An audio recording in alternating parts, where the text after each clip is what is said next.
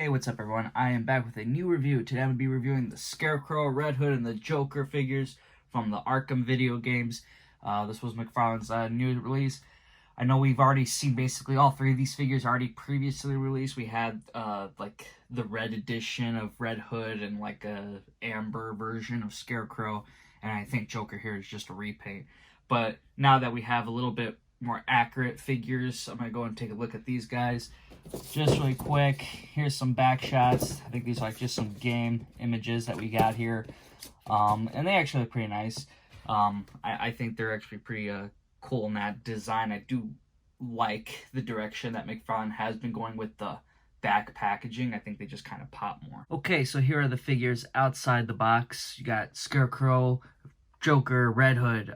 So I'm gonna go and start off with the one that mostly impressed me right away from taking it out of the box. So surprisingly, I'm gonna be starting off with the Joker here. So he doesn't come with great accessories, I think. I mean, he comes with this sword that reminds me a lot, I think, from Ra's al Ghul. And then he comes with just a standalone knife. Now, he obviously wasn't in the game that much. He was more of a hidden character who was just kind of sick. But the reason why I like this figure so much is just the paint done on him. This is like a gritty looking Joker. He's looking sick. There's weathering throughout this figure that just really makes it pop to me. I think that when you see the original release that McFarlane had of the Joker, it really does show the difference he did do with it as far as kind of paint goes. I mean, it's the same exact sculpt, so it's nothing really special there. Unfortunately, it doesn't come with like a gun or the chattering teeth. But, looking at these guys side by side, you could just say, like, you feel like there's just more work done on that original one, I think. The other one's just kind of like more popping in colors, but this one was just kind of like that grimy world looking Joker, and it really does seem like that's how the Joker was and how that kind of Arkham game vibe gives you. Everything's just kind of grimy. Now, here is Mattel's version of the infected Joker, so I could say it's definitely an upgrade. Obviously, this figure is 100% a reuse. It's a repaint. It's just kind of repaint and make him sick. There's a difference between the two, And this one has some nice blood all over him. And I think McFarlane did a good job showing a sick person here. Up next is Red Hood. I like the sculpt on this figure. The coloring could use some work. I kind of don't agree that the hood, or the mask, not the hood itself, but the hood should be kind of metallic, I think. This is kind of more just flat. And then the red on the jacket seems a little bit more orange than red. And you can see there's kind of a color difference between that and the bat symbol. It just really shows more in person. I don't know if it's popping too well on camera. But you can tell there's just not a really well matching color of red here. Obviously, they can't do guns because Warner Bros. Says no, like that's going to make a difference. So you get these effects that I think Red Hood kind of had during his fighting scenes in the game. You would see like the red or orange like swinging motions. Since McFarlane couldn't throw in a gun, so I guess I appreciate the nice accessory that the figure does come with. So I can at least appreciate that. Just wouldn't be my go-to way of having the figure. And then there's a lot of nice variations of paint around here, though. The pants are brown. You got, this gold color on the side, kind of like bronze. And then here, it's kind of just like a flat gray. And then you get some light coloring here, lighter grays, black. You do get a variation of color in this figure, so it does make it pop well, so I do respect that. Here's Red Hood next to the previous release of Red Hood, and as you can see, I switched out the hands, and I took the old release's guns and I put it on the new one, which holds the guns very well, and it's nice to actually be able to do this because this means you can have like a figure that has the accurate guns, other than McFarlane does release like pistols and stuff like with the weapon accessory packs. However, you're not going to get one that has like a bat symbol on it or anything like that actually resembles closer to the video game adaptation. Now, McFarlane's version is taller than the previous release from DC Collectibles or DC Direct. It's kind of like the same thing, ain't it? But you can see here those shin guards. That the old one had more of a metallic looking color, and I think that was more accurate.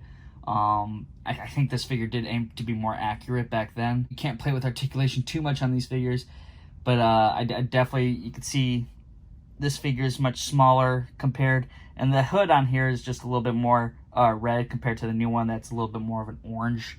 And then, you know, there's differences here. You know, there's a lot of different color variations on the what they went with.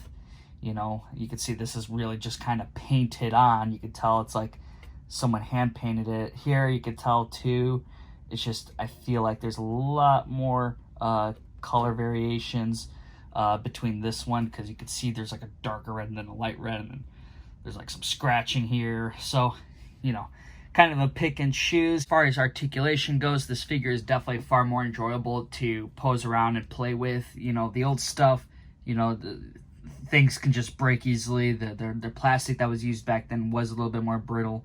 So if you want to really play around, I think McFarlane is definitely a way to go. Next is Scarecrow. Now this guy, his sculpt is actually very fantastic. I know a lot of people probably already seen this figure through the gold label version, but, you know, this sculpt, I think, is very nice. You know, you get the mechanical brace here for Scarecrow.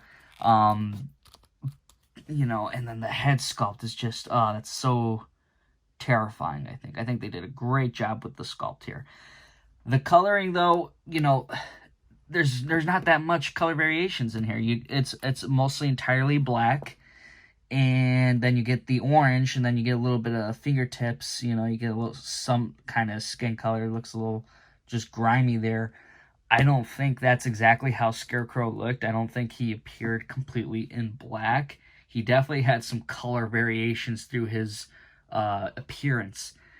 And it's so weird, because you see the amber version, you know, it's kind of like, oh, which one's more accurate? I mean, obviously this one is supposed to be, because this is the regular release, but, you know, it's just, I know there was some brown with that previous Scarecrow release, so I don't know if there was much done about that. Here in the back, you can see he has the canister. Definitely nice sculpting, you know, there's stitching and such. You know, I think it's definitely a nice sculpt next to his previous release from DC Collectibles. And you can see, obviously, so much more difference with the color variations. There's so much going on with this old release that was a little bit more accurate, I think, in that paint. I'm not sure about the canisters on his chest, though. I think that was used at the end of the game. I can't remember. I played it so long ago. You know, so I was seeing that this was a little bit more accurate, popping up with the smaller canisters. I think that's how it kind of appeared throughout the game. And then with the boots, you know, they're supposed to be showing some skin there. And here with McFarlane, you could tell there's a design here. Like, this should have been painted the same color as these fingertips right here, I'm guessing. You know, not much anything leaking over here for him to expose skin, but here it should have been. This is a definitely a part that McFarlane looked over on where paint should be applied. You know, I do think that the jacket should have just been brown. I don't even know why they released an amber version. They could have just did one Scarecrow and get it done right. Instead, they had to make two and make them both kind of inaccurate with color, I think. You know, maybe this is also supposed to be kind of like a nightmare sequence. Maybe you see Scarecrow in all black. I just can't remember. I played that game when it first came out, and I never touched it again. Arkham Knight wasn't necessarily my favorite Arkham game, you know, since it was mostly focused on the Batmobile and everything. It kind of lost that gameplay you got from Arkham City. Here is Scarecrow next to his Arkham Asylum version. Hopefully McFarlane does do that version. Obviously, it's very well needed, because this figure had very much a lack of articulation. So, and I honestly, I think it was a cool looking design to begin with. So hopefully McFarlane does do a Arkham Asylum version of Scarecrow.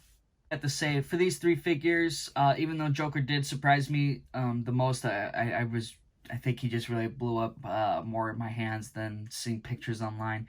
I do give Red Hood here a 7 out of 10. Scarecrow I give a 4 out of 10. And Joker here I'll give 7 out of 10. So that's all I have to say for these guys, though. I hope you guys did enjoy this video. Hit that thumbs up button if you did. Subscribe if you haven't already. And then until next time, I'll see y'all later.